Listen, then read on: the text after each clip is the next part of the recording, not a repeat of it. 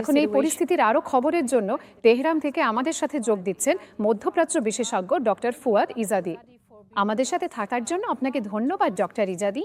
তেহরানের দৃষ্টিকোণ থেকে এই আলোচনার প্রধান বাধা কি?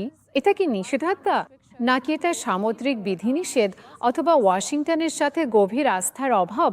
আমাদের যুদ্ধবিরতিতে থাকার কথা ছিল, তাই যুদ্ধবিরতি চলাকালীন ইরান কোনো যুদ্ধংদেহী আচরণ মেনে নেবে না। গতবার যখন ইরানি প্রতিনিধি দল ইসলামাবাদে ছিল, তার ২৪ ঘন্টা পরেই আমেরিকা এই অবরোধ ঘোষণা করে এবং পরবর্তী দফার আলোচনার প্রায় ২৪ ঘন্টা আগে আমেরিকা ইরানি জাহাজে গুলি চালাতে শুরু করে। আর এটা ইরানের পক্ষের কাছে একেবারেই গ্রহণযোগ্য নয়। আপনি কি জানেন যে ইসরায়েলিদের কাছে যুদ্ধবিরতির সংজ্ঞাটা আসলে অত্যন্ত অদ্ভুত এবং বিস্ময়কর?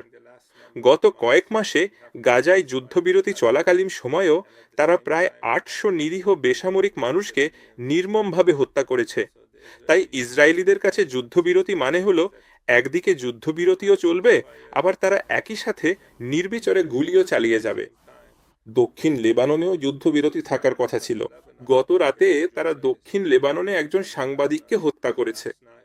আর আমেরিকানরা দেখছে যে তারা ইসরায়েলিদের সেই যুদ্ধবিরতির সংজ্ঞা কার্যকর করতে পারে কিনা, যেখানে যুদ্ধবিরতি চলাকালীন ইরানের উপর গুলি চালানো হবে।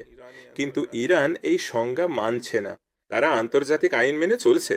আন্তর্জাতিক আইন অনুযায়ী অবরোধকে যুদ্ধের শামিল মনে করা হয় এবং এই সমস্যার সমাধান না হওয়া পর্যন্ত ইরান ইসলামাবাদে যাবে না। মার্কিন নৌ অবরোধ প্রত্যাহারের সাথে ইরানের অগ্রগতির শর্তকে কিভাবে দেখছেন? এই অবস্থান কতটা অনড়, এবং এখানে কি আপসের সুযোগ আছে? দেখুন, হয় যুদ্ধবিরতি থাকবে, না হলে থাকবে না। এখানে এটা একদম পরিষ্কার, মাঝামাঝি কিছু নেই। হয় যুদ্ধবিরতি থাকবে, না হলে থাকবে না। এখন আমাদের যুদ্ধবিরতি থাকার কথা ছিল, কিন্তু বর্তমানে তা নেই। কেন? কারণ আমেরিকা ইরানের বিরুদ্ধে যুদ্ধংদেহী কর্মকাণ্ডে লিপ্ত রয়েছে। তাই আপস করতে হলে সেটা আমেরিকার পক্ষ থেকেই করতে হবে। তাদের উচিত যুদ্ধবিরতি পালন করা এবং হরমুজ প্রণালীর অবরোধ তুলে নেওয়া। তারা সেটা করলে ইরান পরবর্তী আলোচনার জন্য প্রস্তুত হবে, কিন্তু দুটো একসাথে হতে পারে না। অবরোধ আর যুদ্ধবিরতি একই সাথে চলতে পারে না, এগুলো একে অপরের পরিপন্থী। এই অচলাবস্থা চলতে থাকলে উত্তেজনা আবার বাড়ার সম্ভাবনা কতটা, বিশেষ করে হরমুজ প্রণালীতে? আমার মনে হয় না ইসরায়েলি এবং আমেরিকানরা ইরানের সাথে তাদের কাজ শেষ করেছে। ট্রাম্প আরো ৩ বছর ক্ষমতায় থাকবেন। আমার মনে হয় একটা কারণ হলো তারা এই যুদ্ধবিরতি চেয়েছিল বিশ্রাম নিতে, মূলত তাদের ক্ষেপণাস্ত্রগুলো আবার মজুত করতে, পরবর্তী দফার জন্য প্রস্তুত হতে। আর সেই কারণেই তারা আলোচনা নিয়ে সিরিয়াস নয়। আপনি জানেন, আন্তর্জাতিক আইন অনুযায়ী যখন আপনি আলোচনা করবেন, তখন আপনার উচিত হবে সৎ বিশ্বাসে আলোচনা করা। এটি হলো ১৯৬৯ সালের ভিয়েনা কনভেনশনের অনুচ্ছেদ ২৬।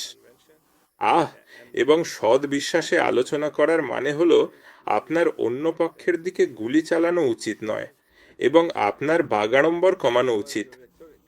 যুক্তরাষ্ট্র যা করছে তা হলো তারা অবরোধ করছে, তারা ইরানি জাহাজে গুলি চালাচ্ছে, এবং ট্রাম্প যখন ইরান নিয়ে কথা বলেন বা টুইট করেন তখন তিনি অশ্লীল ভাষা ব্যবহার করেন। তাই এটি সৎ বিশ্বাসে আলোচনা করা নয়। এই ধরনের পরিস্থিতিতে ইরানিদের ইসলামাবাদে যাওয়া সময়ের অপচয় ছাড়া আর কিছুই হবে না।